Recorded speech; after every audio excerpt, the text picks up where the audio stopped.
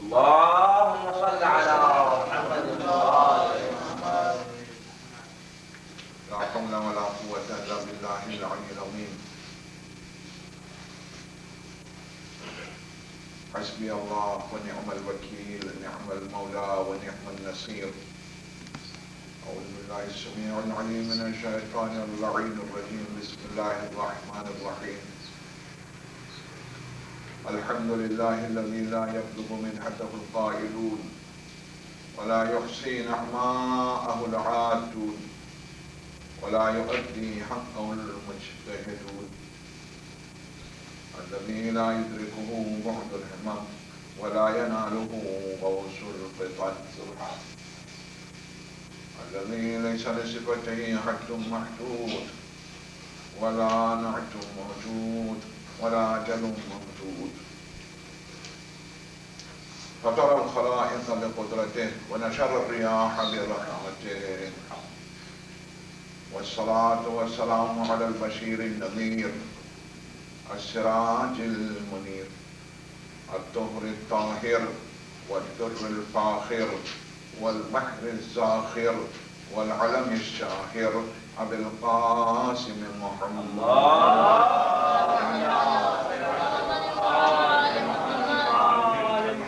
الطاهرين المحسومين الهداة المهديين الذين أذهب الله عنهم الرجس وطهرهم تطهيرا. اللهم صل على محمد وآل محمد. واللعنة على أعدائهم أجمعين من الآن إلى قيام يوم الدين. أما بعد، فقد قال الحكيم في كتابه الكريم: إن في خلق السماوات والأرض واختلاف الليل والنهار لآيات لأولي الألباب الذين يذكرون الله قياما وقعودا وعلى جنوبهم ويتفكرون في خلق السماوات والأرض ربنا ما خلقت هذا باطلا سبحانك فقنا عذاب النار. اللهم صل على محمد وآل محمد. ان مجالس میں گفتگو روز آخرت کے متعلق، اس کے لیے قرآن نے فرمایا ہے کہ الآخرۃ خیر لک من الاولی. قرآن کی روح سے دو دن ہیں، ایک پہلا دن اور ایک دوسرا دن. یہ دنیا پہلا دن اور آخرت دوسرا دن. ارشاد ہوتا ہے کہ تمہارے واسطے دوسرا دن پہلے دن سے بہتر ہے، آخرت اس دنیا سے بہتر ہے. اصل مسئلہ اسی کا ہے. جتنی بھی ہماری سعادت اور کامیابی اور خوش قسمتی ہے وہ متوقف ہے اس بات کے اوپر کہ ہم کو یقین ہو روز آخرت کا. اگر یقین ہے روز آخرت کا تو ہم خوش قسمت ہیں وَإِلَّا بَدْبَخْتٌ. اور جتنی بھی ہم کو پریشانیاں اور بدقسمتیاں اور معاصی اور گناہ اور کجرویاں ہمارے اندر پائی جاتی ہیں وہ سب اس وجہ سے کہ روز آخرت کے اوپر پورا یقین نہیں. اور جن لوگوں کو روز آخرت کا پورا یقین ہے ان کے قدم کبھی لرزش میں نہیں آتے.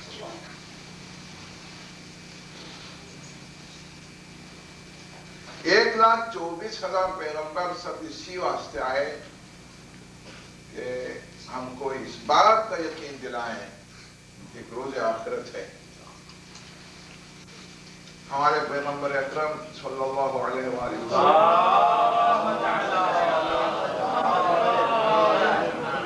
نے بھی جو پیغام پہنچایا وہ یہ کہ روز آخرت ہے، اور عربوں کو اس کا یقین نہ آیا اور انہوں نے مقابلہ کیا پیغمبر کا اور کہا کہ کیسے روز آخرت. ایک مرتبہ حضرت بیٹھے ہوئے تھے، تشریف فرما تھے کہ ایک عرب ایک بوسیدہ ہڈی لے کر کے آئے، پرانی ہڈی کہیں پڑی مل گئی اس کو، کسی قبرستان میں، کہیں وادی میں، کسی انسان کی ہڈی اتنی بوسیدہ ہو گئی تھی کہ اگر اس کو ہاتھ سے کچلا جائے تو وہ چکنا چور ہو جائے. اور حضور کے سامنے آ کر کے کہا دیکھیں یہ انسان کی ہڈی ہے. اور میں یہاں اس نے اپنے ہاتھ سے اس کو چورا چورا کر دیا اور چورا کر کے پھینک دیا. کہا کیا آپ کہتے ہیں کہ پھر بات کو زندگی ہوگی تو ختم ہو گیا، یہ تو خاک خاک میں مل گئی. حضرت نے سر جھکایا. اسی وقت اللہ تعالیٰ نے جبرائیل امین کو یہ آیتیں دے کر کے بھیجا. اس میں حق سبحانہ و تعالیٰ ارشاد فرماتا ہے کہ اولم یر الانسان انا خلقناہ من نطفہ فاذا هو خصیم مبین وضرب لنا مثلا ونسي خلقه قال من يحيي العظام وهي رميم قل يحييها الذي انشأها اول مرة وهو بكل خلق عليم الذي جعل لكم من الشجر الاخضر نارا واذا انتم منه توقدون اوليس الذي خلق السماوات والارض بقادر على ان يخلق مثلهم بلى وهو الخلاق العليم انما امره اذا اراد لشيء ان يقول له كن فيكون. اللهم صل على محمد وآل محمد. سبحان الذي بيده ملكوت كل شيء وإليه ترجعون. کیا تم نے نہیں دیکھا؟ اولم یر اے انسان کیا تم نے نہیں دیکھا؟ اولم یر الانسان، اے انسان کیا تم نے نہیں دیکھا کہ ہم نے تجھ کو ایک نطفے سے خلق کیا، ایک نطفے سے خلق کیا کہ جس کے اندر لاکھوں کی تعداد میں مکروب تھے اور ہر مکروب ایک انسان تھا. سبحان اللہ. لاکھوں کی تعداد میں، ہزاروں کی تعداد میں نہیں، شاید ملینوں کی تعداد میں. اور اتنا مختصر وہ جرثومہ تھا، وہ جرثومہ، وہ مکروب، وہ اتنا مختصر کہ اگر اس کو آنکھ سے دیکھا جائے، خالی سادی آنکھ سے دیکھا جائے تو دیکھنے کے بھی قابل نہیں. پانی جو گندا ہو جاتا ہے اس کے اندر جو کیڑا پیدا ہوتا ہے وہ آنکھ سے دکھلائی دیتا ہے، لیکن یہ انسان اتنا حقیر تھا، اتنا کمزور تھا، اتنا ادنا تھا اور مختصر تھا کہ آنکھ سے دکھلائی نہیں دیتا. اس کے لیے میکروسکوپ کی ضرورت ہے، اس کے ذریعے سے دکھلائی دے. اے انسان تیری ابتدائی تھی، اسی سے عالم بنتا ہے، اسی سے امیر بنتا ہے، اسی سے بادشاہ بنتا ہے، اسی سے وزیر بنتا ہے، اسی سے سلطان بنتا ہے، اسی سے قہار بنتا ہے، اسی سے جبار بنتا ہے. تیری انسان یہ تھی، تیری اصلیت یہ تھی، تیری حقیقت یہ تھی. کیا تو نے نہیں دیکھا کہ ہم نے تم کو، اے انسان تجھ کو ایک ایسے نطفے سے پیدا کیا ہے؟ تیری ابتدائی تھی. اولم یر الانسان انا خلقناہ من نطفہ، ہم نے نطفے سے پیدا کیا. فاذا هو خصیم مبین، اور جب وہ تنوتوش پیدا کر کے، ہمارا رزق کھا کر کے، ہماری عطا کی ہوئی توانائیوں پر اکڑتا ہے اور اس کے بعد ہمارے سامنے خمخور کے سامنے وضرب لنا مثلا، اور ہمارے واسطے مثل لے کر کے آتا ہے. ونسی خلقہ، اور اپنی ابتدائی خلقت کو بھول گیا. نسی خلقہ، اور یہ کہتا ہے کہ من یحیی العظام وہی رمیم، اور یہ کہتا ہے کہ اس بوسیدہ ہڈی میں جان کون ڈالے گا، اس کو پھر سے کون پیدا کرے گا. اے ہمارے نبی کہہ دو کہ قل یحییھا الذی انشأھا اول مرہ، ارے وہی اس کو دوبارہ پیدا کرے گا، دوبارہ وہی پیدا کرے گا جس نے پہلی بار اس کو پیدا کیا. سبحان اللہ. قل یحییھا الذی انشأھا اول مرہ وہو بکل خلق علیم، اور وہ ہر طرح کی خلقت سے واقف و آگاہ. اور وہ ہستی ہے کہ الذی جعل من الشجر الاخضر نارا، جس نے تمہارے واسطے سبز ہرے بھرے درخت سے آگ پیدا کی. ہرا بھرا درخت کہاں اور آگ کہاں؟ پیدا انتم منہ توقدون. تو اس کے بعد تم اس کو تاپتے ہو، اس سے حرارت حاصل کرتے ہو، اپنے گھروں کو گرم کرتے ہو.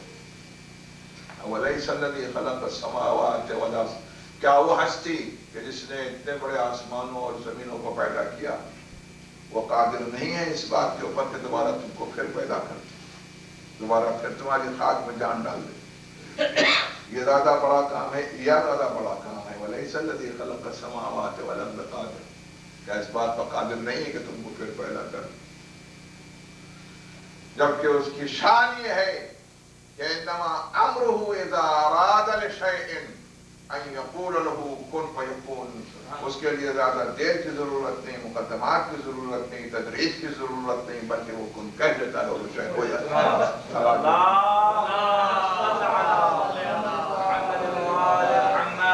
تو اس طرح سے ہم کو روز آخرت کو سمجھایا اور اس آیت میں بھی ہم کو بتلایا کہ اس بات کے اوپر غور کرو، چاہے قیام کی حالت میں ہو، چاہے قعود کی حالت میں ہو، چاہے لیٹے ہوئے ہو، فکر کرو، غور کرو. یتفکرون فی خلق السماوات والارض. مومن کی شان یہ ہے، صاحب عقل کی شان یہ ہے کہ وہ فکر کرتا ہے، غور کرتا ہے اس بات میں کہ پالنے والے تو نے اس کائنات کو بیکار پیدا نہیں کیا. بنا ما خلقت ھذا باطلا، اتنی بڑی زمین کو، چوڑی چکلی زمین کو، اس وسیع کائنات کو، ان آسمانوں کو، ان ہواؤں کو، ان فضاؤں کو تو نے بیکار اور عبث پیدا نہیں کیا ہے. ما خلقت ھذا باطلا، یہ کوئی کھیل نہیں کھیلا ہے، بلکہ اس کا کوئی مقصد ہے. اس کا مقصد یہ ہے کہ ہم اپنے کو آتش جہنم سے بچائیں. سبحانک فقنا عذاب النار. دوسری آیت میں ارشاد فرماتا ہے کہ وَمَا خَلَقْنَا السَّمَاءَ وَالْأَرْضَ وَمَا بَيْنَهُمَا لَاعِبِينَ لَوْ أَرَدْنَا أَن نَّتَّخِذَ لَهْوًا لَّاتَّخَذْنَاهُ مِن لَّدُنَّا إِن كُنَّا فَاعِلِينَ. ہم نے آسمانوں اور زمینوں کو اور اس کے درمیان کی چیزوں کو کھیل کے طور پر نہیں پیدا کیا ہے. کوئی کھیل ہم نہیں کھیلے. لَوْ أَرَدْنَا أَن نَّتَّخِذَ لَهْوًا لَّاتَّخَذْنَاهُ ان کننا فاعلین. اگر ہم کھیلنا چاہتے تو کھیل بھی سکتے تھے، بلکہ کس واسطے پیدا کیا ہے؟ بل نقذف بالحق علی الباطل، بل نقذف بالحق علی الباطل فیدمغه فاذا هو زاهق ولکم الویل مما تصفون. ہماری اس کائنات کے اور اس دنیا کے بنانے کی غرض یہ ہے کہ حق اور باطل کا ٹکراؤ ہو، اور حق کو ہم باطل پر اس زور سے ماریں کہ باطل کے پرم سے اڑ جائیں. اور جو تم کہتے ہو تمہارے اوپر افسوس ہے، تمہاری عقلوں پر.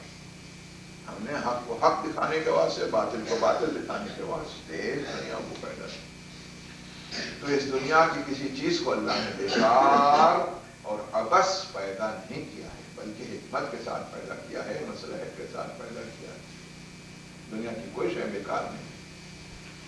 فردن فردن دنیا کی تمام چیزوں کو آپ دیکھ لیں، کوئی شے دنیا جس شے کو آپ حقیر سے حقیر سمجھیں وہ بھی بیکار نہیں ہے. اس کا بھی کوئی مقصد ہے، اس کی بھی کوئی حکمت ہے. مثلا ناخون ہے، یہ ناخون بیکار نہیں.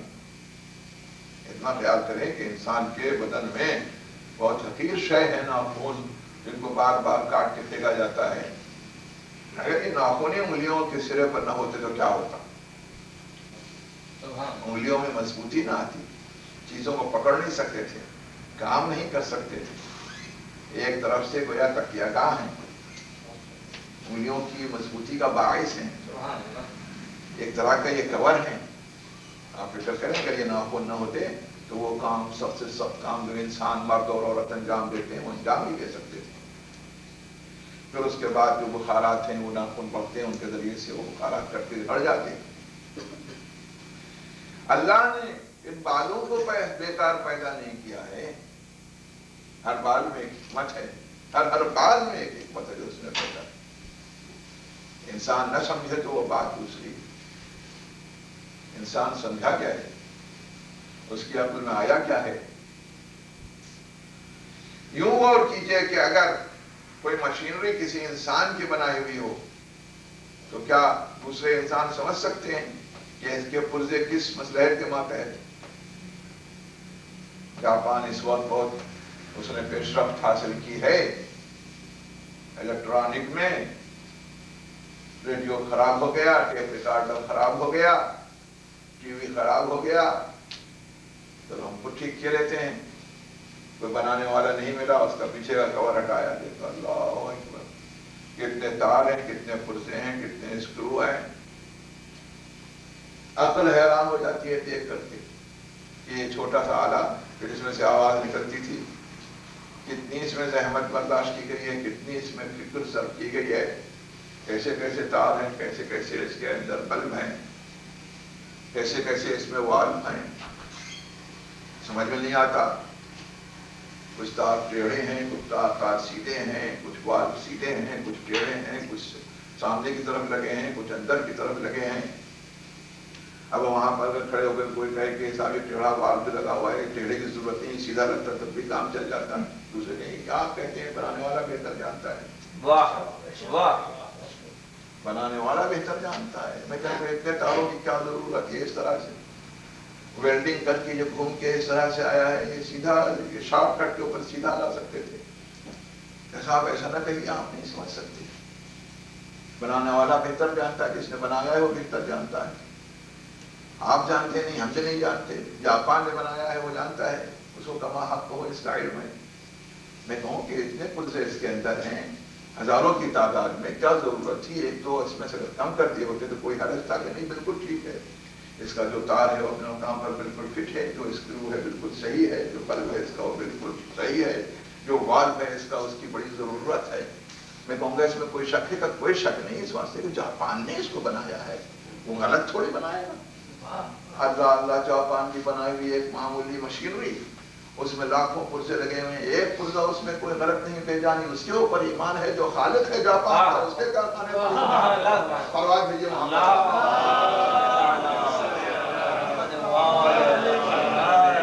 ہر انسان اپنے مقام پر ایک کمپیوٹر ہے، اس کا دماغ کمپیوٹر ہے، اس کا بدن جو ہے ایک کارخانہ ہے. تو اس کے متعلق کیسے کہا جا سکتا ہے کہ اس نے کوئی شے اس میں عبث پیدا کی ہوگی، بیکار پیدا کی ہوگی. ہر شے اپنے مصلحت کے ماتحت ہے، اپنے فائدے کے ماتحت ہے. اب یہ ہماری سمجھ میں نہ آئے وہ بات دوسری ہے. اگر ہم یہ کہہ دیں کہ اس شے کا کوئی فائدہ نہیں ہے تو یہ ہماری نادانی. مجھے یاد ہے کہ بچپن میں کہہ دیا کرتے تھے کہ یہ مسران آور، جس کو عربی میں کہتے ہیں اور انگریزی میں اپنڈیسائٹس کہتے ہیں، پہلے کہتے تھے بیکار کی چیز ہے. آنکھ میں ایک ٹکڑا آنکھ کا آگے نکلا ہوا ہے، کہتے ہیں یہ بالکل بیکار ہے، اس کا کوئی فائدہ نہیں. بدن انسانی میں جتنی بھی ہم نے تحقیق کی ہے، ہم کو معلوم ہوا ہے کہ ہر عضو کا کوئی نہ کوئی فائدہ ہے، لیکن یہ ٹکڑا آنکھ کا جو نکلا ہوا بالکل بیکار چیز ہے. یہ کبھی کبھی کوئی پرابلم پیدا کر سکتا ہے. مجھے اچھی طرح سے یاد ہے جو کھاتے پیتے لوگ ہوتے تھے وہ کبھی اس کو کٹوا کے دیا کرتے، آپریشن کر کے. معلوم نہیں سفر میں حضرت میں کہاں یہ مصیبت کھڑی کر دے رہے کٹوائی دو. لیکن میرے بات کو معلوم ہوا کہ یہ بہت ضروری چیز ہے. اس واسطے کہ انسان الا بلا کھاتا رہتا ہے، اس میں پائزن پیدا ہوتے رہتے ہیں. اور یہ ٹکڑا جو لگا ہوا ہے یہ گویا ایک قسم کا پوائزن اسٹور ہے. اللہ. اور اس میں گیٹ کیپر کھڑے ہوئے ہیں، سامنے سے جو غذائیں گزرتی ہیں اگر صاف ستھری ہیں تو چپ پہ کھڑے رہتے ہیں. لیکن جہاں دیکھا کہ کوئی اس میں زہر ہے، پکڑ کر کے اسٹور کے اندر رکھ دیتے. یہ رکھتے رکھتے جب یہ بھر جاتا ہے اسٹور اور زیادہ اس میں مقدار بڑھ جاتی ہے، اوور لوڈ ہو جاتا ہے، تو پھر اس کے بعد درد شروع ہوتا ہے. یہ درد نہیں ہے، یہ الارم ہوتا ہے کہ صاحب ہم مر گئے. آپ کوئی انتظام کر لیجیے. ہر درد حدیث میں ہے کہ جو بھی درد ہیں اور جہاں ہیں ان کو برا نہ کرو، یہ اللہ کی رحمت ہے. اس واسطے یہ انڈیکیٹر ہیں، تم کو بتا دیں کہ کہاں خرابی واقع ہوئی ہے.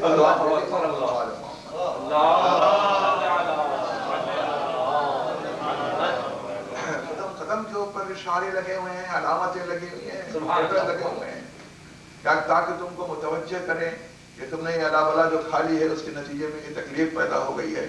لہٰذا جب وہ اسٹور بھر جاتا ہے تو پھر درد پیدا ہوتا ہے، نہیں تو اس کا علاج کرو. اور اگر زیادہ وہ اوور لوڈ نہ ہو تو پھر وہ آہستہ آہستہ وہ زہر جو ہے ان کو تحلیل کرتا رہتا ہے، پھر خالی ہو جاتا ہے. اس کا کام یہ ہے کہ انسانوں کے معدے کے اندر اور آنتوں کے اندر جو زہر و پوائزن پیدا ہو گئے ان کو عرض کرے اور قید کرے اور انسان کو موت سے بچائے، اس کی عمر کو طولانی کرے. جو لوگ اس کو کٹوا دیتے ہیں وہ جلدی مر جاتے ہیں، اور جو اس کو باقی رکھتے ہیں ان کی عمر میں طول ہوتا ہے۔ تو مقصد یہ ہے کہ قدرت کی بنائی ہوئی کوئی شے بے مصلحت نہیں ہے، کائنات میں جو شے ہے اس کی کوئی نہ کوئی حکمت ہے، کوئی نہ کوئی مصلحت ہے، ہر شے اپنے مقام پر کوئی نہ کوئی فائدہ ضرور رکھتی ہے۔ میرا دعویٰ ہے کہ دنیا کی کسی شے کو کوئی شخص یہ نہیں بتلا سکتا کہ بیکار ہے۔ اللہ تو حضور جب دنیا میں لاکھوں اور ملینوں چیزیں موجود ہیں اور ہر ایک شے کا کوئی نہ کوئی فائدہ ہے، تو یہ پوری دنیا جو ان چیزوں سے ملی ہوئی ہے، کیا ہو سکتا ہے کہ اس دنیا کا کوئی فائدہ نہ ہو کہ جس کا ہم ایک جز ہیں؟ ہر فرد کا دنیا کی فائدہ ہے، تو جو اس کا مرکب ہے یہ کیسے ہو سکتا ہے کہ اس کا کوئی فائدہ نہ ہو؟ ہر شے کا کوئی نہ کوئی فائدہ ہے، ہر شے کی کوئی نہ کوئی مصلحت ہے۔ حضور یہاں تک کہ انسان کے جو سر پر بال ہیں ان کا بھی فائدہ ہے، ان کی بھی حکمت ہے، ان کی بھی مصلحت ہے۔ ایک مرتبہ منصور توانقی کا دربار ہے، بنی عباس کا دوسرا بہت جبار و قہار خلیفہ ہے، اور ہندوستان سے اس نے ایک طبیب کو بلایا اور وہ اپنی کتابیں لے کر کے آیا، اور اپنی شان دکھانے کے واسطے اس نے کتابیں پھیلا دی ہیں، مصروف ہے مطالعہ کہ اتنے میں مصحف ناطق حضرت امام جعفر صادق علیہ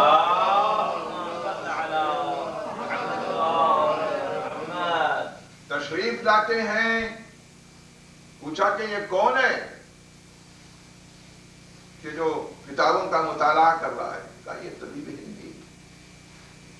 اس زمانے میں ہندوستان علم طب اور علم نجوم کا گہوارہ تھا۔ حضرت نے بھی ایک کتاب اٹھا کر کے مطالعہ کرنا شروع کیا، تو پوچھ رہا ہے کہ کیا تم کو علم طب آتا ہے جو کتاب کا مطالعہ کر رہے ہو؟ جو اس کتاب کو اٹھا کر کے تم دیکھ رہے ہو، کیا تم کو علم طب آتا ہے؟ حضرت نے مسکرا کے یہ ارشاد فرمایا کہ میرے پاس وہ چیز ہے کہ جس کی وجہ سے مجھ کو علم طب کی کوئی ضرورت نہیں ہے۔ اس نے کہا وہ کیا چیز ہے؟ کہا میرے پاس وہ علم ہے کہ اگر اس پر عمل کیا جائے تو کوئی بیماری ہوئے گی نہیں، تو طب کی کیا ضرورت ہے؟ سبحان اللہ سبحان۔ کہا وہ کیسے؟ حضرت نے ارشاد فرمایا کہ المعدۃ بیت الداء والحمیۃ راس کل دواء وعود البدن ما اعتاد به۔ تین جملے ہیں، اگر ان پر عمل کیا جائے تو کوئی انسان کبھی بیمار ہو ہی نہیں سکتا۔ ایک تو یہ سمجھ لے کہ معدہ جو ہے وہ بیماریوں کا گھر ہے، معدے کی حفاظت کرے کبھی بیمار نہیں ہوگا، اور علاج کرنے سے بہتر اور اولا و افضل اور واجب تر پرہیز ہے۔ والحمیۃ راس کل دواء، اور پرہیز کرنا ہر دوا کی جڑ ہے اور اصل ہے، کیونکہ ہر دوا میں کوئی نہ کوئی نقصان ہے۔ اتنے امراض ہیں جو پرہیز کرنے سے دور ہو سکتے ہیں۔ اور بدن کو وہ چیز دو جس چیز کی بدن کو ضرورت ہو، کہ جس کو آج کل وٹامن کہتے ہیں۔ امام جعفر صادق نے پہلے بتلایا کہ دیکھو کس چیز کی بدن کو ضرورت ہے، کون چیز کم ہو گئی ہے، وہ بدن کو دے دو۔ آنکھیں اس کی کھل گئی، خیال کیا تھا کوئی معمولی انسان ہوگا، کہ یہ کہاں سے آپ نے کہا؟ یہ تو بہت بڑی بات کہی آپ نے۔ آپ نے کہا جب تو تجھ کو پتہ چلا کہ مجھ کو علم طب کی ضرورت نہیں ہے، اور تجھ کو جو علم طب کی ضرورت ہے تو پھر اتنا بتلا دے، کیا پورا علم طب تجھ کو آتا ہے؟ کہا ہاں میں ماہر ہوں علم طب کا۔ تو کہا تو میں کچھ پوچھوں؟ آپ پوچھئے۔ حضرت نے ارشاد فرمایا کہ علم طب پڑھنے سے پہلے، ڈاکٹری پڑھنے سے پہلے علم تشریح الابدان پڑھنا چاہیے، جس کو آج بھی پڑھایا جاتا ہے، جس کو اناٹومی کہتے ہیں، اس بدن کو چیر کے کاٹ کے دیکھا جاتا ہے۔ پہلے تو بدن کو پہچانو، یہ بدن بنا کیسے ہے، اس میں پرزے کتنے ہیں، اس میں کیا کیا اجزاء ہیں۔ جب ان کو پہچان لو گے تو پھر اس کے بعد جو عارضے اس کو لاحق ہوتے ہیں وہ معلوم ہو۔ تو آج بھی پڑھایا جاتا ہے، اناٹومی کہتے ہیں اس کو، علم تشریح الابدان عربی میں کہتے ہیں۔ فرمایا کہ اگر تو طبیب ہے تو تجھ کو تشریح الابدان آتی ہوگی۔ کہا کیوں نہیں آتی ہو؟ تو میں نے سب سے پہلے پڑھا ہے۔ کہ اچھا میں کچھ سوال کرتا ہوں تو جواب دے دے، تو یہ بتلا کہ سارے بدن میں سر پر بال زیادہ کیوں ہیں؟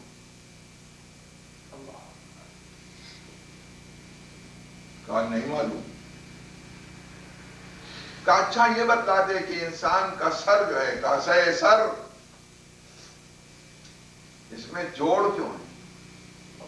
اگر جوڑ نہ ہوتے اور ایک قالب ہوتا تو زیادہ بہتر تھا، زیادہ مضبوط تھا۔ کہا نہیں معلوم۔ کہا یہ بتلا دے کہ ماتھے کے اوپر لکیریں کیوں ہیں؟ کہا نہیں معلوم۔ کہا یہ بتلا دے کہ آنکھوں پر ابرو کیوں ہیں؟ کہا نہیں معلوم۔ کہا یہ بتلا دے کہ آنکھیں بادام کی شکل کی کیوں ہیں اور گول مچھلی کی آنکھوں کی طرح سے کیوں نہیں ہیں؟ نہیں معلوم۔ تو پھر کیسا طبیب ہے تو؟ جب تجھ کو علم تشریح الابدان ہی نہیں آتا تو طبیب کہے گا؟ اللہ اکبر۔ آپ کو معلوم ہے؟ کہاں مجھ کو معلوم ہے۔ کہا بال کس واسطے ہیں؟ فرمایا بال اس واسطے ہیں کہ ہر انسان کا بدن ایک کارخانہ ہے، ایک فیکٹری ہے، اس میں پانی کا استہلاک ہوتا ہے، اس میں حرارت پیدا ہوتی ہے، اس سے بخارات اٹھتے ہیں، اس سے بھاپیں بنتی ہیں۔ یہ اگر حبس ہو کے بدن کے اندر رہ جائیں تو 1 گھنٹے انسان زندہ نہیں رہ سکتا۔ تو اس کے نکلنے کا راستہ اللہ نے اس طرح سے بنایا ہے کہ جو کام کارخانوں کی چمنیاں کرتی ہیں جس سے دھواں نکلتا ہے، اس طرح سے یہ بال، اسی لیے ہر بال کے اندر سوراخ ہے۔ یہ بال نہیں ہے، یہ چمنیاں ہیں اس کارخانے کی کہ ان کے اندر سے بخارات باہر نکلتی ہیں۔ اور کہا کہ یہ کاسے سر میں جوڑ کیوں ہیں؟ فرمایا کہ کاسے سر میں اگر جوڑ نہ ہوتے، ایک قالب ہوتا تو یہ بخارات باہر نہ نکلتے۔ بعض اوقات اور زور لگاتے ہیں بخارات، یہ بھاپ زیادہ ہوتی ہے تو پھر پسینے کی شکل میں ان جوڑوں سے باہر نکلتی ہے۔ کہا ماتھے کی لکیریں کس واسطے ہیں؟ فرمایا کہ یہ بخارات اور یہ پسینے کی شکل میں جو نکلتے ہیں یہ زہر ہوتے ہیں۔ اگر ماتھے کی لکیریں نہ ہوتی تو سیدھی آنکھوں کے اوپر ہی آتی اور انسان کی بینائی ضائع ہو جاتی، آدمی اندھا ہو جاتا۔ لہٰذا جو کام نالیاں کرتی ہیں وہ یہ لکیریں کرتی ہیں، کچھ بہ کے ادھر آ گئی، کچھ بہ کے ادھر۔ اسی واسطے انسان پسینے کو پوچھتا ہے اور داہنے و بائیں گراتا ہے۔ ابرو کس واسطے ہیں؟ ابرو اس واسطے ہیں کہ سورج کی روشنی سیدھی آنکھ کے اوپر نہ پڑے اور اس کو روک لے، اور قدر ضرورت آنکھ کے اوپر پڑے تاکہ آنکھ کے اوپر سایہ رہے اور انسان دیکھ بھی سکے۔ یہی وجہ ہے کہ جس وقت دھوپ میں کچھ دیکھنا ہوتا ہے تو انسان اپنی آنکھوں کے اوپر ہاتھ رکھ لیتا ہے۔ یہ مستقل چھجے بنائے ہیں اللہ نے آنکھوں کے اوپر تاکہ سائبان بنا رہے اور جو مقدار مناسب ہے نور کی وہ آنکھوں کو ملتی رہے۔ کبھی یہ بھی بتا دیے کہ پھر یہ آنکھیں بادام کی شکل کی کیوں ہیں؟ فرمایا انسان کی آنکھ کو دوا کی ضرورت ہوتی ہے، اگر گول آنکھ ہوتی تو سرما کیسے لگتا، دوا اس میں کیسے لگتی؟ کہا یہ بتلا دیے کہ یہ سب علم آپ کو کہاں سے ملا؟ کہا یہ علم ہم کو اپنے آباء طاہرین کے ذریعے سے حضرت محمد مصطفیٰ سے ملا ہے۔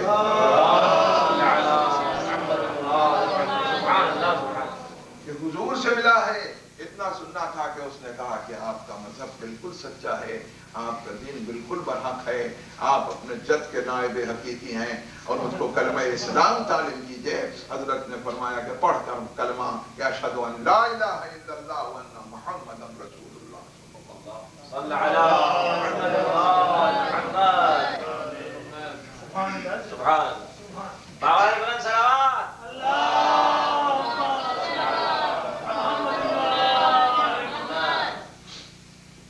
میں یہ کہتا ہوں کہ اگر آل محمد کے پاس کچھ نہ ہوتا، صرف ان کا علم ہی ان کو پہچانوانے کے لیے کافی تھا۔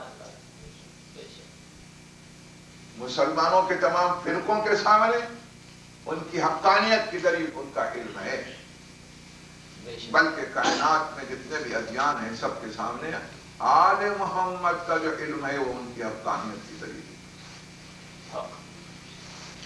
کتابیں چاہے ہماری ہوں، چاہے دوسروں کی ہوں، چاہے شیعوں کی ہوں، چاہے سنیوں کی ہوں، چاہے ہسٹری کی ہوں، چاہے حدیث کی ہوں، چاہے تفسیر کی ہوں، کوئی اٹھا کر کے دیکھے تو وہ واقعات علوم محمد و آل محمد سے بھری پڑی۔ ہر دور میں انہوں نے اپنا سکہ اپنے علم کا بٹھا دیا اور دنیا کو بتلا دیا کہ ہمارے عصر میں ہم سے بڑھ کر کے کوئی عالم نہیں. سبحان اللہ. کہا تو علی ابن ابی طالب نے تھا کہ سلونی قبل ان تفقدونی. لیکن واقعہ یہ ہے کہ علی کی اولاد میں 11 امام جو تھے وہ سب منبر کے اوپر کہتے تھے کہ سلونی قبل ان تفقدونی. ہم سے بہتر کسی کو نہیں پاؤ گے علم میں. جو چاہو وہ ہم سے پوچھ سکتے ہو، جو چاہا وہ ان سے پوچھا. ایک دفعہ کا واقعہ ہے کہ ہارون رشید جیسا جبار و قہار خلیفہ یہ گیا حج کے واسطے. پہنچا مکے میں اور اس نے مناسک حج ادا کرنا چاہے تو اس نے جیسا قاعدہ ہے بادشاہوں کا اور سلاطین کا اپنے سپاہیوں سے کہا کہ دیکھو خیال رکھنا کوئی نزدیک نہ آنے پائے. جس وقت میں مناسک حج ادا کروں تو کوئی مناسک حج ادا نہ کرے. جس وقت میں طواف کروں تو کوئی طواف نہ کرے. جس وقت میں نماز پڑھوں تو اس وقت کوئی نماز نہ پڑھے تاکہ شاہی دبدبہ اور ہیبت باقی رہے. تو پولیس فوج شرطا یہ سب اس کے ساتھ انتظام کرنے والے.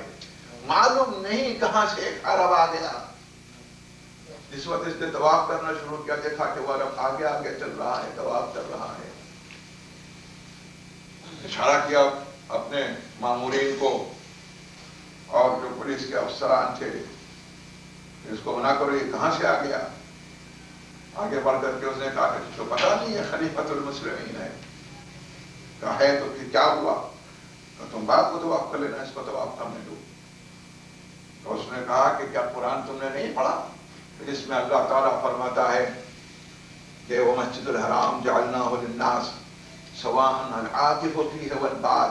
یہ مسجد حرام وہ جگہ ہے، یہ خانہ کعبہ وہ جگہ ہے کہ جس میں ایک بدو عرب اور ایک دوسرا انسان کے جو وہاں رہتا ہے دونوں برابر نہیں، کوئی فرق نہیں.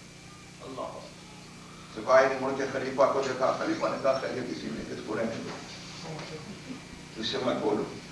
ہم تو اس کو بدو عرب سمجھے تھے اور یہ تو قرآن کی آیت اس نے بل محل پڑھی ہے، اس کو ذلیل کر دے گا. نتیجہ ہوا کہ خلیفہ بھی طواف کر رہے ہیں، آگے آگے وہ عرب طواف کر رہے ہیں. طواف میں دیر لگتی ہے، 7 شوط ہوتے ہیں.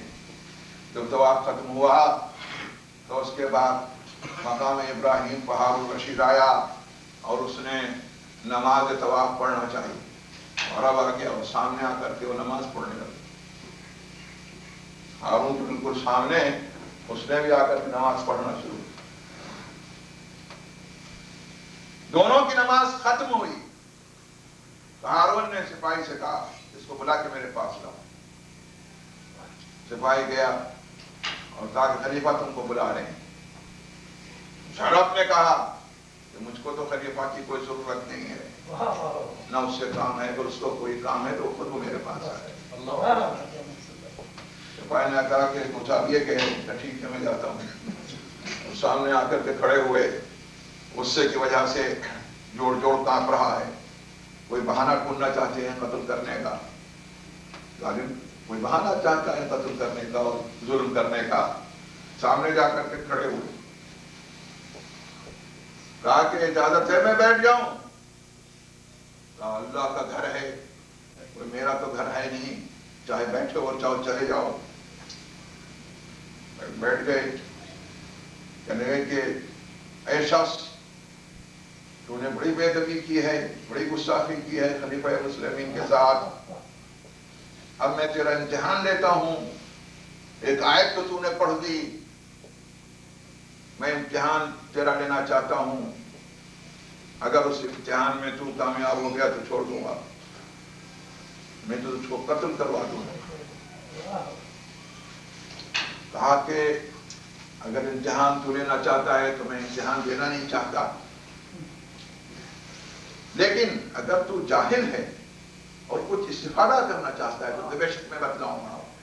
تو اچھا ایسے ہی سمجھ لیجیے کہ میں آپ سے استفادہ کرنا چاہتا ہوں. تو فرمایا کہ سبق کے سامنے اس طرح سے بیٹھ کے جس طرح سے ایک شاگرد استاد کے سامنے بیٹھتا ہے. ہارون رشید کو دوزانو بیٹھنا پڑا. تو پوچھ کیا پوچھتا ہے، پوچھ کیا پوچھتا ہے، وہی سلونی پوچھ کیا پوچھتا ہے. کہا یہ بتلائیے کہ واجبات کتنے ہیں. واجبات الہی کتنے ہیں؟ اس نے جواب دیا کہ واجبات الہی 1 5 17 34 12 میں سے 1 40 میں سے 1 200 میں سے 5 1 کے بدلے 1 ساری عمر میں 1. ہارون رشید سن کے ہنسنے لگا. کہا کائے ہنستے ہو؟ کہ میں تم سے واجبات پوچھ رہا ہوں اور تم حساب گنوانے لگے. جواب دیا کہ دین کیا حساب کے علاوہ اور کوئی شے ہے؟ قیامت میں اللہ کاہے کا حساب لے گا؟ کیوں سلم ہے اسرع الحاسبین. دین بالکل حساب کتاب ہے. تو کیا سمجھتا ہے کہ ایک چیز کا حساب دیا جائے گا؟ کہا اچھا یہ جو معمہ تو نے کہا ہے اس کے معنی بتلا دے، اور اگر بتلا دیا تو میں تجھ کو انعام دوں گا. کہا کیا انعام دے گا؟ کہا 1 تھیلی دوں گا اشرفیوں کی جس میں 10,000 دینار ہوں گے، 1,000 دینار ہوں گے. اور کہا کہ اگر نہ بتلایا، تو اگر نہ بتلایا تو اسی صفا و مروہ کے درمیان تجھ کو قتل کروا. اور مجھ کو اس بات میں کوئی ہار نہیں. اب لوگ اکٹھا ہو گئے چاروں طرف، تو ویسا دیکھ رہے ہیں. جنگ غفیر ہو گیا وہاں. تو اب وہ ہنسنے لگا، وہ عرب ہنسنے لگا. اور اتنے میں ایک شخص آیا خادم ہارون رشید کا، اور اس نے کہا کہ جانتا نہیں ہے عرب، آپ کے مقام سے آگاہ نہیں ہے، آپ اس کو معاف کر دیے. تو وہ پھر عرب اور زیادہ ہنسنے لگا. کہا کائے پہ ہنستے ہو؟ تو میں ہنس اس بات پر رہا ہوں کہ تم دونوں میں بیوقوف کون چاہتا ہے؟ جو میری نہ آئی ہوئی موت کو بلانا چاہتا ہے، جو میری نہ آئی ہوئی موت کو، کہ ابھی اللہ کی طرف سے میری موت معین نہیں ہے، اس کو مرنا چاہتا ہے، وہ زیادہ بیوقوف ہے. اور یا جو میری آئی ہوئی موت کو اپنی سفارش سے ٹالنا چاہتا ہے، وہ زیادہ بیوقوف ہے. میں اس بات کے اوپر ہنس رہا ہوں. اچھا بتلا کہ پھر یہ کیا کہا؟ یہ معمہ کیا ہے؟ یہ 1 کیا؟ یہ 5 کیا؟ اس عرب نے جواب دیا کہ 1 واجب، سب سے پہلا واجب انسان کے لیے اسلام ہے، دین اسلام. ان الدین عند اللہ الاسلام. اور 5 نمازیں ہیں، 5 وقت کی یومیہ، اور 17 اس کی رکعتیں ہیں، اور 34 اس کے سجدے ہیں. اور 12 میں سے 1 12 مہینوں میں سے 1 مہینے کے روزے ہیں، اور 40 میں سے 1 چاندی کی زکوٰۃ ہے، اور 200 میں سے 5 سونے کی زکوٰۃ ہے. اور 1 کے بدلے 1 جان کا بدلہ جان ہے، اور ساری عمر میں 1 حج ہے. بات تو بالکل ٹھیک کہی. نوکروں سے کہا کہ لاؤ انعام. تھیلی لائی گئی، سامنے رکھ دی. اٹھا کر کے اپنے سامنے تھیلی رکھی. کہا کہ اب میں تجھ سے کچھ پوچھنا چاہتا ہوں. تو نے تو پوچھ لیا، اب میں پوچھنا چاہتا ہوں، اور میں بھی انعام دوں گا تجھ کو. اگر تو نے بتلا دیا تو میں تجھ کو انعام دوں گا. کہ تیرے پاس ہے کیا؟ تو انعام کیا دے گا؟ تاکہ یہی تیری دی ہوئی تھیلی جو ہے واپس کروں گا. اور اگر نہ بتلا سکا تو پھر 2 تھیلیاں اور سادات میں تفصیل کروں گا تیرے سامنے.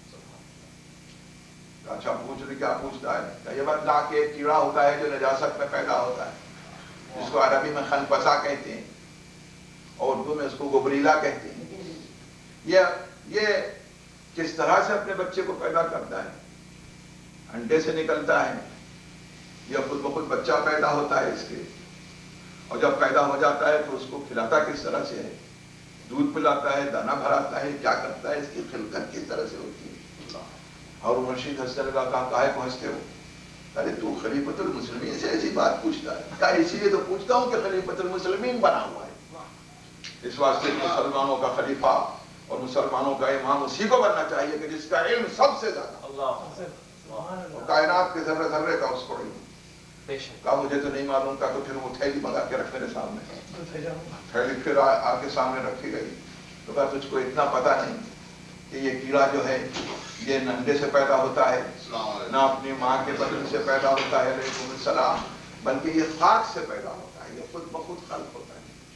یہ مٹی سے پیدا ہوتا ہے، مٹی سے پیدا ہوتا ہے، مٹی کے اندر مر جاتا ہے. کہ بس اتنا ہی تیرا اور علم ہے اتنی ہی تیری معلومات ہے؟ یہ کہہ کے تھیلیاں اٹھا کر کے چلا. جب تھوڑی دور پہنچا تو کہا کہ پوچھو تو کہ یہ شخص ہے کون؟ لوگ گئے جا کر کے پوچھا تو وہاں سے آ کر کے سر جھکا کر کے جواب دیا کہ یہ فرزند رسول باب الحوائج موسیٰ بن جعفر علیہ السلام.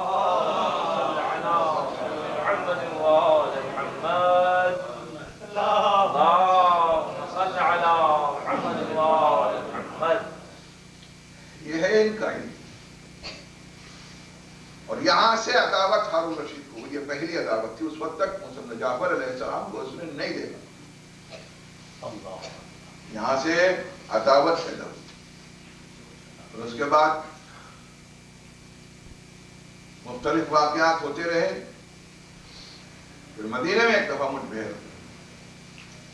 مدینے میں ایک مرتبہ مٹبھیڑ ہوئی ہارون رشید کی اور باب الحوائج موسیٰ بن جعفر علیہ السلام کی. حج کے بعد مدینے آیا اور برے ارادے سے آیا کہ حضرت کو کوئی تکلیف پہنچائے، لیکن ظلم کے لیے کسی بہانے کی ضرورت ہے. بہانہ ڈھونڈا. جس وقت مسجد نبوی میں آیا تو دیکھا کہ باب الحوائج موسیٰ بن جعفر علیہ السلام نماز میں مشغول ہے، سجادہ بچھائے. تو ان کو سنانے کے لیے، لوگوں کو بتانے کے لیے قبر نبی کی طرف اشارہ کر کے کہتا ہے ہارون رشید السلام علیک یا ابن عم،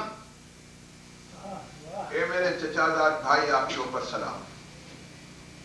حضرت نے اپنی نماز تمام کی اور ذریع کی طرف خطاب کر کے کہا کہ السلام علیک یا ابت، اے بابا آپ کے اوپر سلام. سبحان اللہ. یہاں پہ جد بھی نہیں کہا اے بابا آپ پر سلام. آگے بڑھ کے آیا، کہنے لگے آپ نے کیا کہا بابا؟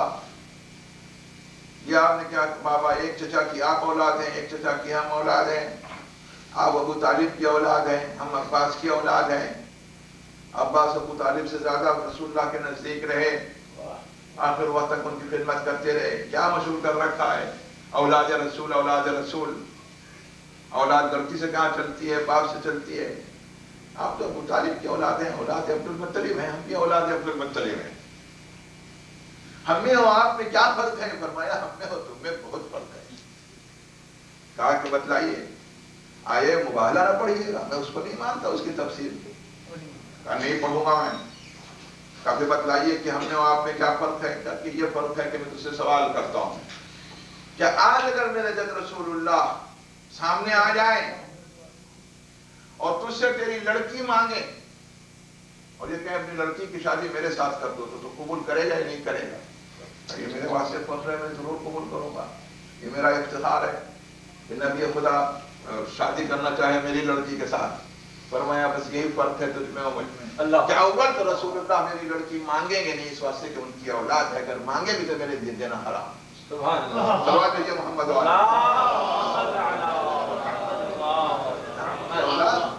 اولاد حرام ہوتی ہے. تو اس وقت اس نے حکم دیا کہ حضرت باب الحوائج کو اسیر کر کے لے جایا جائے، وہیں پر گرفتار کیا. تو یہ منبع علوم الہی ہیں. ان کے پاس اللہ کے علم کے خزانے ہیں. ان کی ہر فرد مخزن علوم الہی ہے، اللہ کے علم کا خزانہ. اور اس کا سر چشمہ حضرت علی بن ابی طالب علیہ السلام. اللہم صلی جن کے پاس علوم اولین و آخرین تھے. رسول اللہ سے ان کو علم ملا تھا، خود علم لدنی میں ان کو ملا تھا. اسی بنا پر آئندہ آنے والے واقعات کی خبریں دیا. علی کی ذات تو بہت اونچی ہے، بہت بڑی ہے. علی کے جو اصحاب تھے وہ عالم علم منایا و بلایا تھے. ان کے لقب، ان کا لقب کہ ان کے پاس لوگوں کی موتوں کی خبر ہے.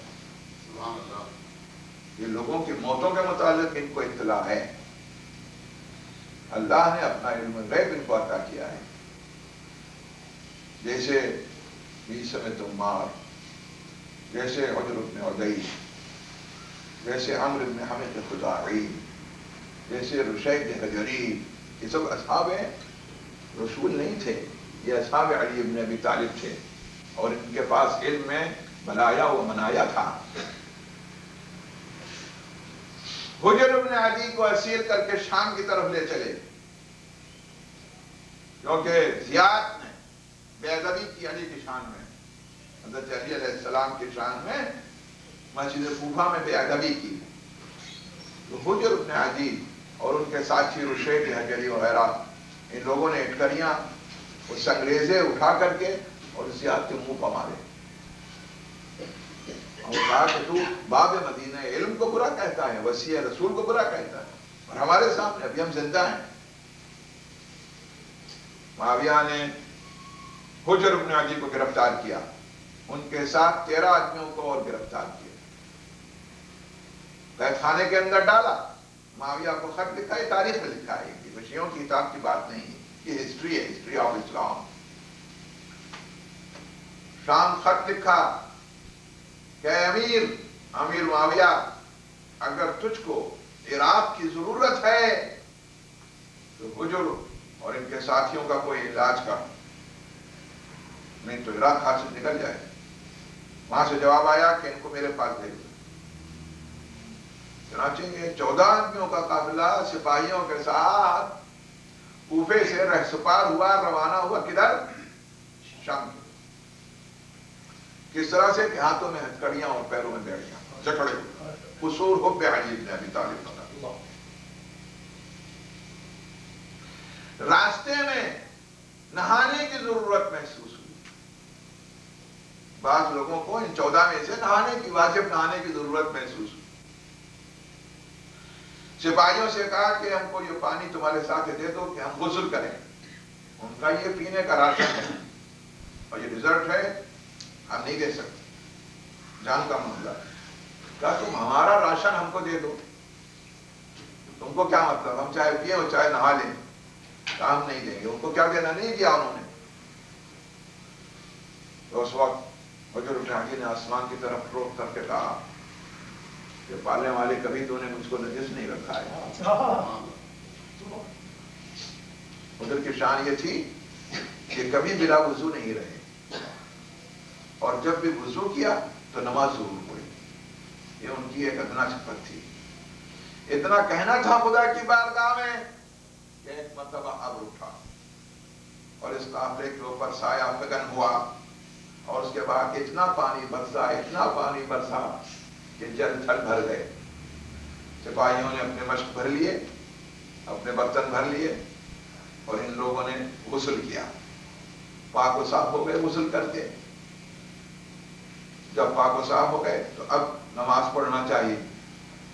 حجر بن عدی ایک پتھر کے اوپر بیٹھے نماز پڑھنے کے لیے. ساتھیوں نے کہا کہ اے علی کے صحابی، جب تیرا مقام اتنا بڑا ہے اور اللہ تیری اتنی سنتا ہے تو بھی دعا کر کہ ان ظالموں کے ہاتھوں سے ہم لوگوں کو نجات ہو جائے. کہا کہ تم وکیل کرتے ہو مجھ کو کہ میں تمہاری طرف سے دعا کروں؟ کہا ہم وکیل کرتے ہیں. کہا وہ دعا کروں کہ جو تم نے کہی ہے، یا وہ دعا کروں کہ جو میری پسند کی ہے؟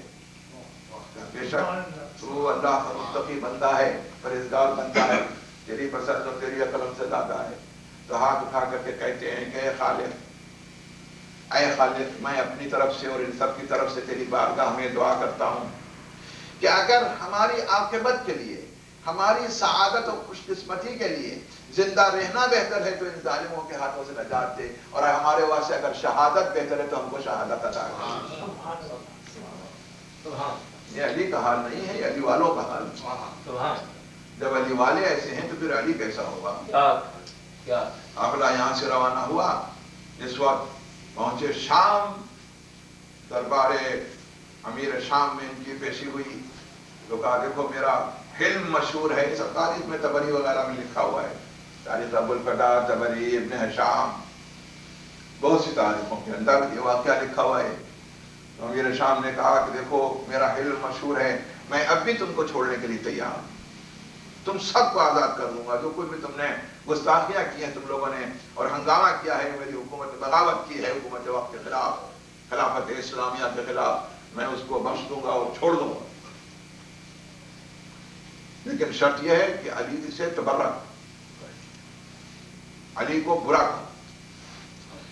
تو حضرت علی علیہ السلام نے اجازت دے دی تھی فرمایا تھا کہ میرے بعد نہج البلاغہ میں ہے کہ میرے بعد ایک شخص ظاہر ہوگا جو تخت حکومت میں بیٹھے گا، وہ تم کو دو باتوں کا حکم دے گا، مجھ سے تبرہ کرنے کا حکم دے گا یعنی بائیکاٹ کرنے کا حکم دے گا، اور مجھ کو برا کہنے کا حکم دے گا۔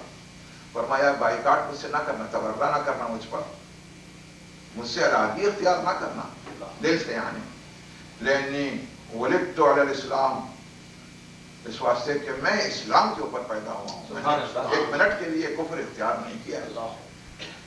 وہ سبقت الی الہجرۃ، اور رسول کے ساتھ میں نے ہجرت کی۔ مجھ سے اپنا تعلق قطع نہ کرنا، لیکن اللہ رے امام کی کریمی فرماتے ہیں کہ برا کہہ لینا مجھ کو میری طرف سے اجازت ہے۔ اگر وہ برا کہلوائے، سب کو ختم کروائے تو کر لینا، میری طرف سے اجازت ہے۔ کیوں؟ لِأَنَّهُ لَكُمْ نَجَاتٌ وَلِي زَكَاتٌ، مجھ کو جو برا کہو گے اس سے دو فائدے ہوں گے، تمہاری نجات ہو جائے گی، جان بخشی ہو جائے گی، اور میرے مرتبے میں اور بلندی ہوگی، چاند کے اوپر خواب ڈالے سے کچھ نہیں ہوگا۔ لہذا حضرت کی اجازت تھی کہ برا کہہ سکتے ہو۔ معاویہ نے کہا کہ تبرہ کرو کہ تبرہ ہرگز نہیں کریں گے، کہا برا کہو نہیں تو مار دیے جاؤ گے، تو اس کا برا کہو۔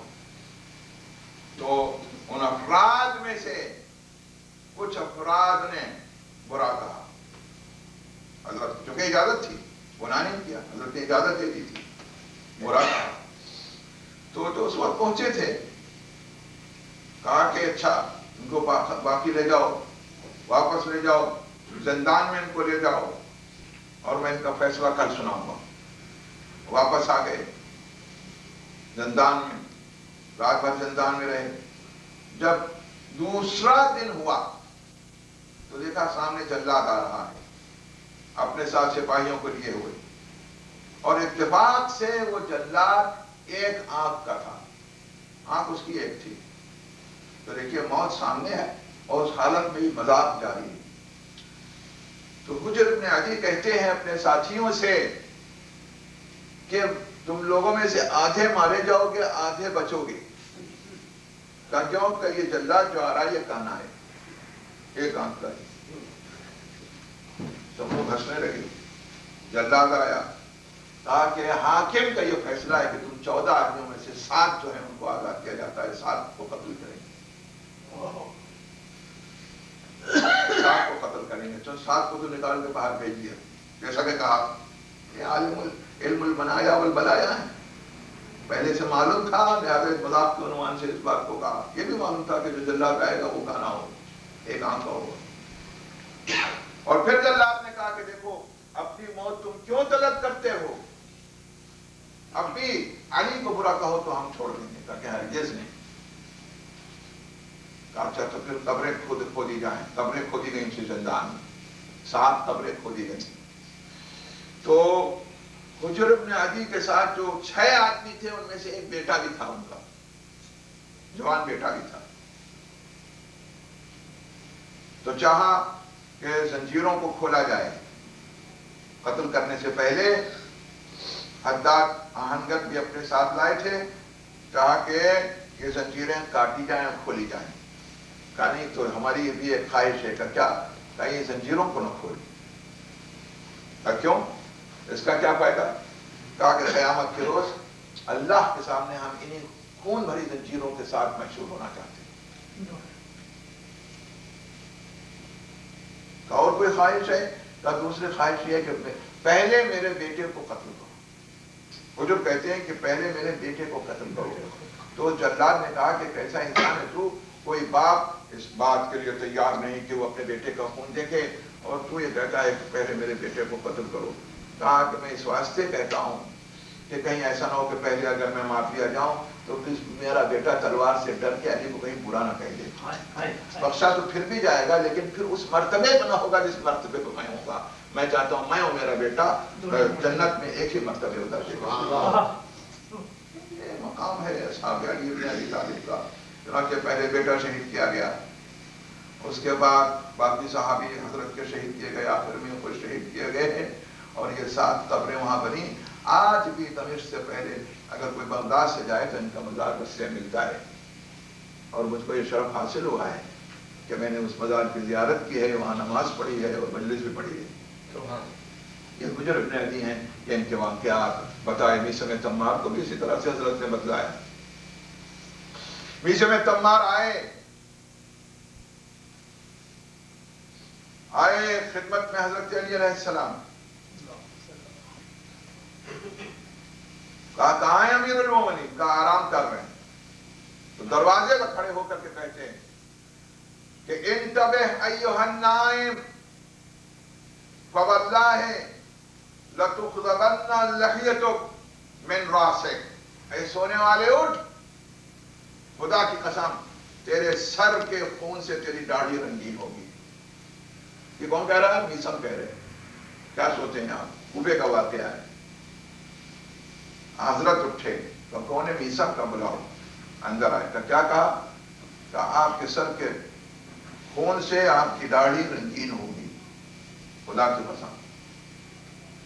تو حضرت نے مسکرا کے فرمایا کہ واللہ لَيُقْطَعَنَّ يَدَاكَ وَرِجْلَاكَ وَلِسَانُكَ، اور میں بھی قسم کھا کے کہتا ہوں کہ تیرے دونوں ہاتھ کاٹے جائیں گے، اور تیرے پیر کاٹے جائیں گے، اور تیری زبان بھی کاٹی جائے گی۔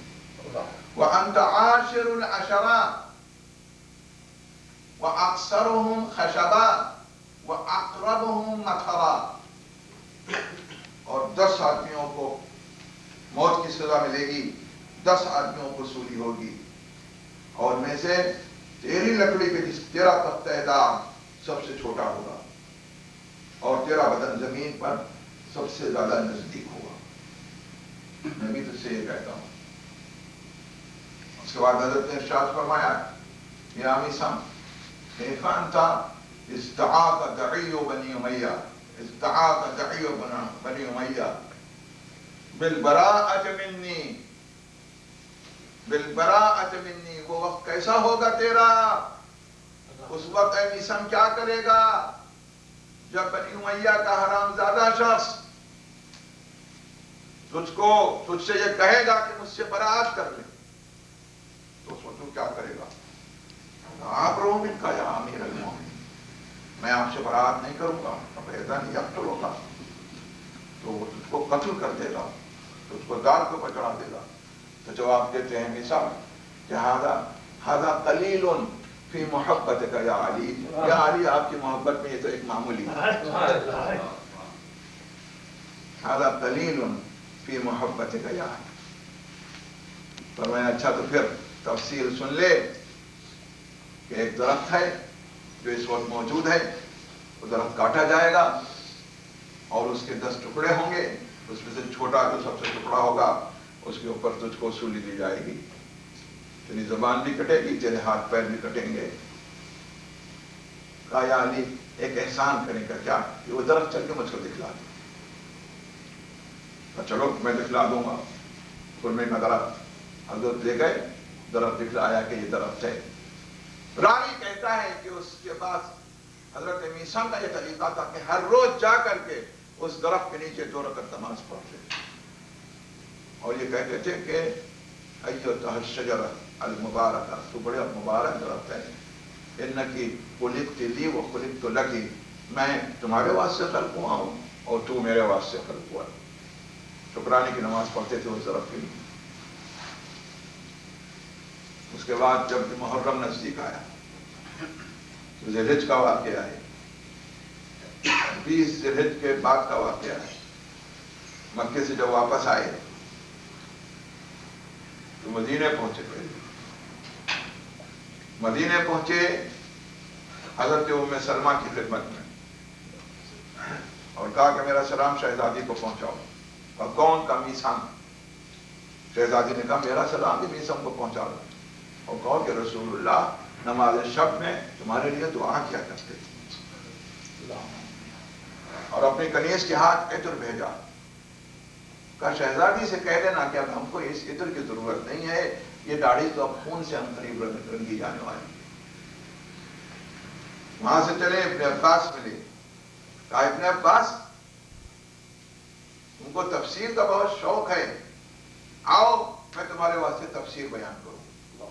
اس واسطے کہ مجھ کو حضرت علی ابن ابی طالب نے خاص طور سے علم تفسیر عطا کیا ہے۔ ابن عباس سید المفسرین بیٹھ گئے اور میسم تمام تفسیر کا درس دینے لگے ابن عباس کو کہ جن کا لقب ہے سید المفسرین، اور کہا کہ ابن عباس لکھ لو اس واسطے کہ عنقریب میں قتل کیا جانے والا ہوں، عنقریب میں ختم ہو جاؤں گا، کچھ دن میری زندگی کے باقی ہیں۔ تو ابن عباس نے چاہا کہ وہ کاغذ پھاڑ کے پھینک دیں کہ تو اپنے موت کی خبر دیتا ہے، حالانکہ اللہ کہتا ہے کہ میں جانتا ہوں موت کی خبر، تو اتنا بڑا دعویٰ کرتا ہے کہ ابن عباس اس کاغذ کو مت پھاڑو، اگر میں زندہ رہا اور میرا کہا ہوا غلط ہوا تو بے شک پھاڑ لانا، ورنہ یہ کاغذ مجھے کام آئے گا۔ یہ خبریں دیتے ہوئے آپ کوفے پہنچے۔ جب کوفے پہنچے تو ابن زیاد کے جاسوس کوفے سے باہر تھے، فوراً میسم نے تمام کو پکڑ کر کے ابن زیاد کے سامنے پیش کیا اور یہ الفاظ کہے کہ یہ ہے غلام معاذ اللہ کذاب ابن کذاب کا، ابو تراب کا۔ کہا میرے آقا کو کذاب نہ کہو، میں غلام ہوں صادق کا، ابن صادق کا، خود بھی صادق، اس کا باپ بھی صادق، جس نے اس کو خبر دی ہے وہ بھی صادق ہے۔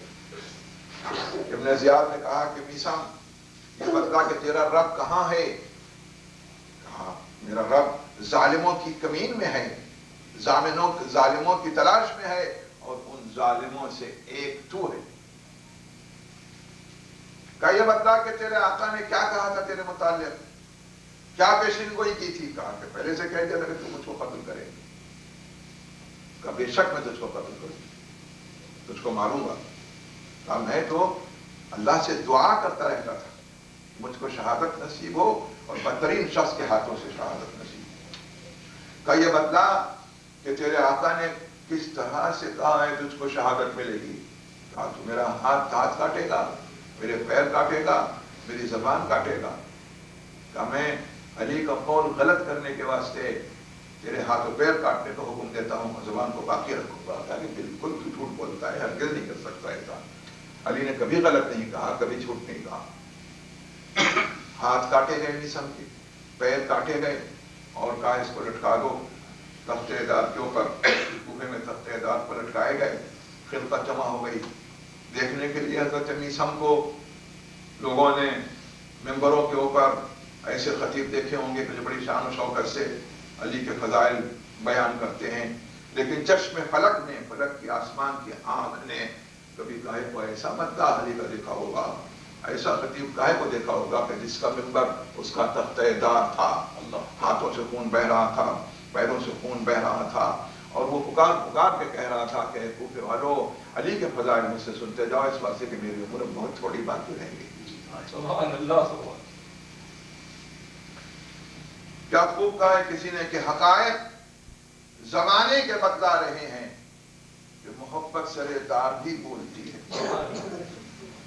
حقائق زمانے کے بتلا رہے ہیں، محبت سرے دار بھی بولتی ہے۔ ذرا کوئی میسم کی الفت تو دیکھے کہ زبان کٹ رہی ہے، ثنا ہو رہی ہے۔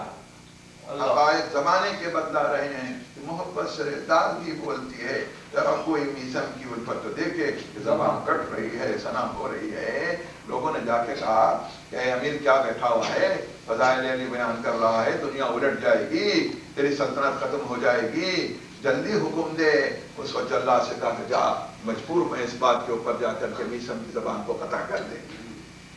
جلاد جب سامنے آیا اور کہا کہ میسم اپنا منہ کھولو اور میں تمہاری زبان کاٹنے کے واسطے آیا ہوں، کہا کہ میں نہ کہتا تھا کہ میرا مولا سچا ہے، وہ کبھی جھوٹ نہیں بولتا۔ اللہ، یہ میسم تمام حضرت کے صحابیوں میں سے عمرو بن حمید خزائی ہیں، اور ان کو بھی پوری خبر ہے، یہ بھی حجر کے ساتھ تھے۔ ابن زیاد نے ان کو پکڑنا چاہا، یہ اس سے بھاگے، موصل پہنچے، فوجیں پیچھے اور خود موصل، اور ان کے ساتھ ان کے غلام ہیں ظاہر ابن عمرو، زے سے، زوئے سے نہیں، ظاہر ابن عمرو۔ فوجیں ان کو پکڑنا چاہتی ہیں، اور یہ ایک خندق کے اندر اتر گئے، ایک گڑھا تھا اس کے اندر اتر گئے، اور اس گڑھے میں ایک سانپ تھا سیاہ، اس نے ان کو ڈس لیا، اور اس سے ان کا بدن پھولنا شروع ہوا.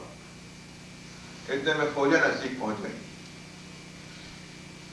ان کے غلام ظاہر نے چاہا کہ تیر ماریں. ایسا مت کرو اور تم چھپ جاؤ. کہا نہیں، میں اپنے سامنے آپ کو قتل ہوتے نہیں دیکھ سکتا. کہا جیسا میں کہہ رہا ہوں ویسا کرو. میرے مولا نے مجھ سے کہہ دیا کہ میرے قتل میں جن و انس دونوں شریک ہوں گے. یہ سانپ نہیں تھا، یہ جن تھا کہ جس نے مجھ کو مارا ہے. اور ان قریب یہ فوج کے سپاہی آئیں جو میرا سر کاٹیں گے.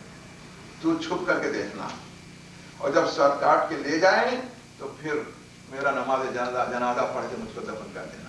اور تیری قسمت تو بہت اچھی ہے اس واسطے کہ میرا حسین آ رہا ہے اور تو جا کر بلا کے شہداء میں تیرا نام. کیا علم ہے ان لوگوں کا. چنانچہ ظاہر چھپ گیا، ظاہر چھپ گیا، ظاہر ابن عمرو چھپ گیا.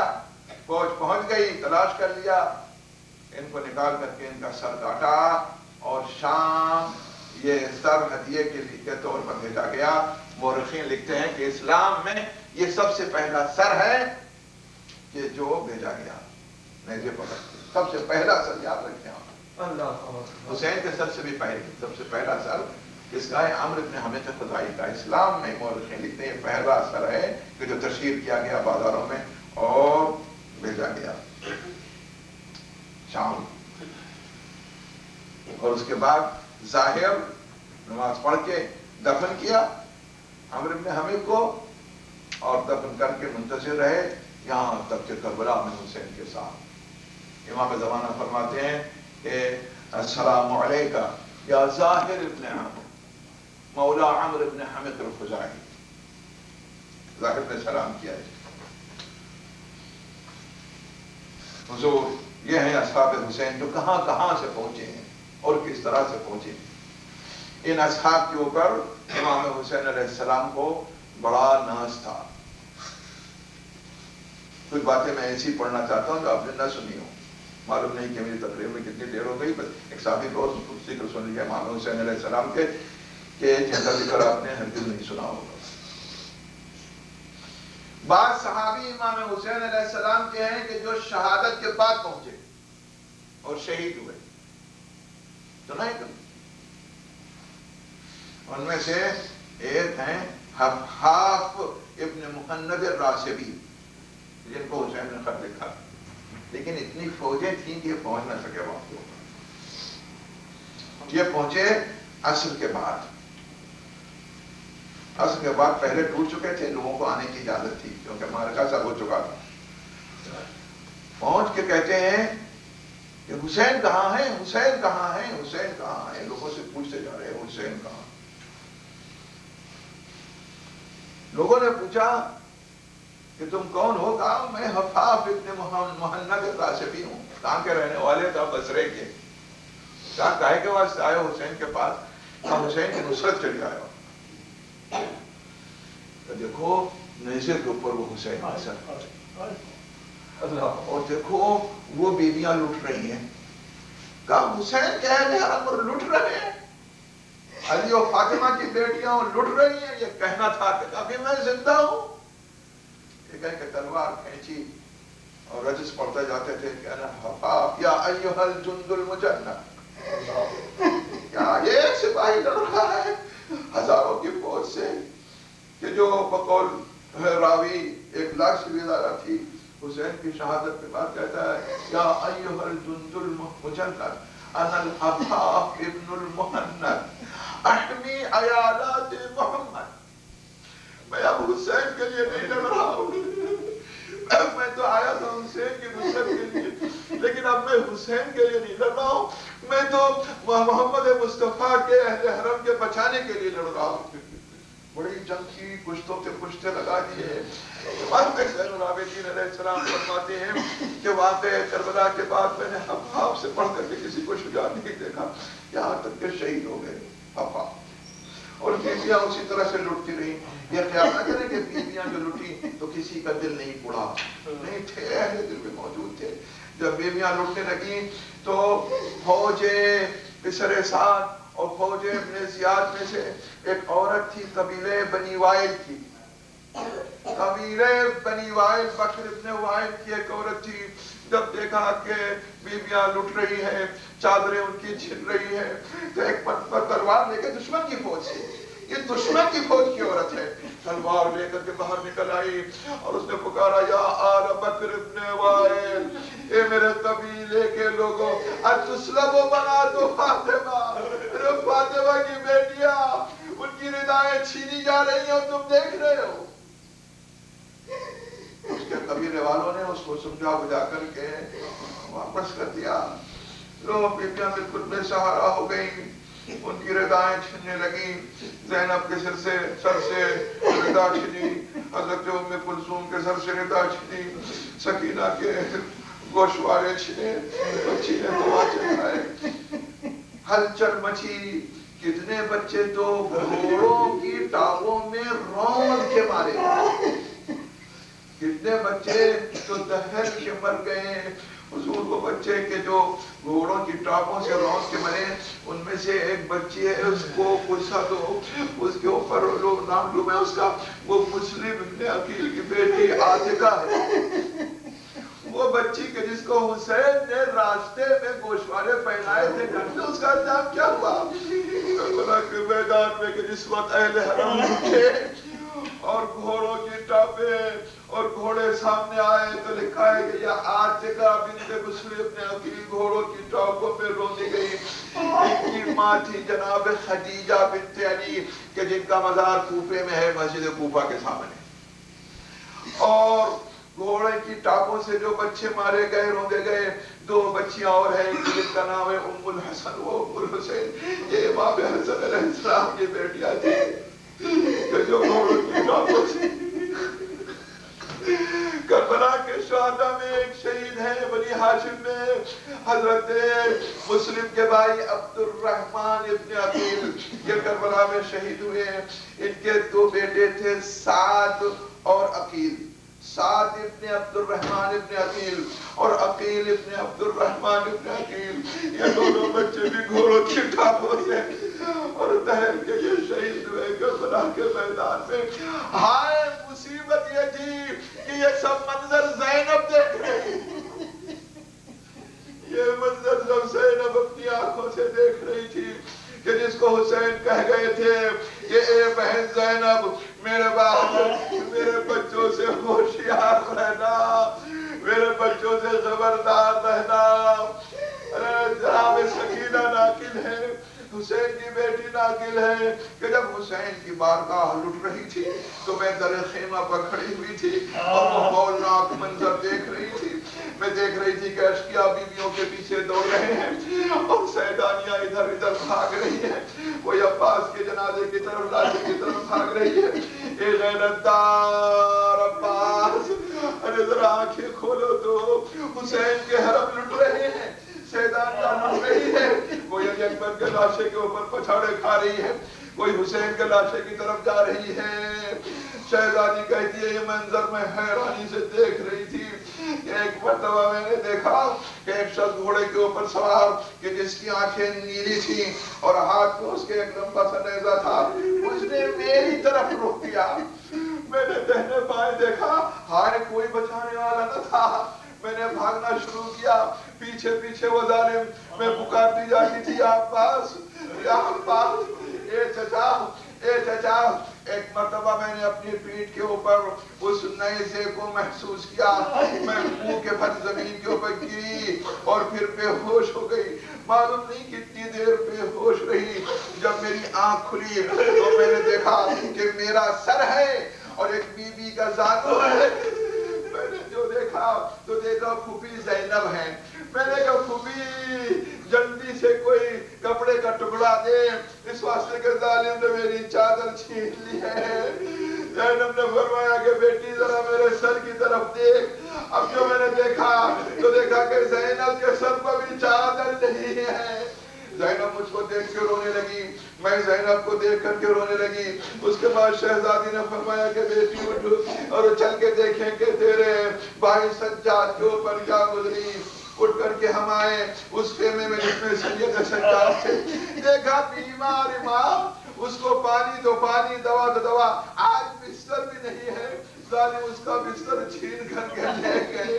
ابھی یہی باتیں ہو رہی تھی دوستو کہ ایک مرتبہ آواز آئی کہ ان کے خیموں میں آگ لگا، ان کے خیموں میں آگ لگا دو۔ جو آگ لگی، حالت یہ تھی کہ جب ایک خیمہ جلتا تھا بیویاں دوسرے خیمے میں چلی جاتی تھی، جب دوسرا خیمہ جلتا تھا تیسرے خیمے میں چلی جاتی تھی۔ ایک بار سارے خیموں میں آگ لگی، اب سب بیویاں اس خیمے میں اکٹھا ہو گئی جس میں سید سجاد تھے۔ سید سجاد عالم غش میں تھے۔ حضرت زینب نے زین العابدین کا بازو ہلایا اور یوں فرمایا اللہ اللہ پردے کا اہتمام، اللہ اللہ حجاب کا اہتمام۔ جناب زینب کہتی ہیں کہ بیٹا سید سجاد اب آنکھیں کھولو، گھر میں آگ لگی ہے، تم امام زمانہ ہو، اب تم بتلاؤ کہ ہمارا حکم شرعی کیا ہے، اگر کہو تو جل کے یہی مر جائے اور کہو تو پھر باہر نکلے۔ سجاد نے آنکھیں کھولی اور فرماتے ہیں کہ پھوپھی زینب بچوں کا ہاتھ پکڑ کر کے خیموں سے باہر نکل جائیے۔ اے عزادارو بیویاں خیموں سے باہر نکلی، لیکن کس طرح سے؟ امام زمانہ فرماتے ہیں کہ السلام علی النسوۃ البالغہ، میرا سلام ہو ان بیویوں پر کہ جو سر پر رہنا، بال کھلے ہوئے، علل وجوہ لاجما، اپنے چہروں پر تماچے لگاتی ہوئی باہر نکلی۔ بس ایک جملہ سن لیجئے اور التماس دعا۔ حمید ابن مسلم کہتا ہے کہ میں نے اس وقت ایک عجب دردناک منظر دیکھا، میں نے دیکھا چھوٹے چھوٹے بچے خیموں سے نکل رہے تھے، ان کے کپڑوں میں آگ لگی ہوئی تھی اور ان کو کوئی بچانے والا نہ تھا۔ ایک بچے کے اوپر مجھ کو رحم آیا، میں نے چاہا کہ اس کی آگ بجھا دوں، میں اس کے پیچھے دوڑا، بچہ ڈر کے آگے بھاگا، آگے آگے وہ بچہ ہے، پیچھے میں۔ اب آل رسول میں اس کے بچوں کو تو کوئی رحم نہیں ہے کسی سے، کوئی ایسا شخص نہیں ہے کہ جو ان پر رحم کرے۔ کہ ایک مرتبہ آگے بڑھ کر کے میں نے اس بچے کے دامن کی آگ بجھا دی۔ جب اس بچے نے مجھ کو اپنے اوپر رحم پایا تو کہا شیخ تو کون ہے کہ آج ہمارے اوپر رحم کرتا ہے؟ اس وقت آل رسول پر کوئی رحم کرنے والا نہیں۔ اے شیخ جب تو نے اتنا ترس کھایا، اتنا رحم کیا تو ذرا مجھ کو نجف کا راستہ بتلا دے۔ میں نے کہا بچے اس کمسنی میں نجف جا کے کیا کرے گا؟ بچے نے کہا رہے وہی تو ہمارے جزلیہ مرتضیٰ ہے، میں جا کے فریاد کروں گا کہ اے کل کے مشکل کشا، عالم کی مشکلیں حل کرتے ہو، ذرا کربلا میں بھی تو آگے دیکھو، تمہارے بچے مار ڈالے گئے، تمہارے گھر میں آگ لگی ہوئی۔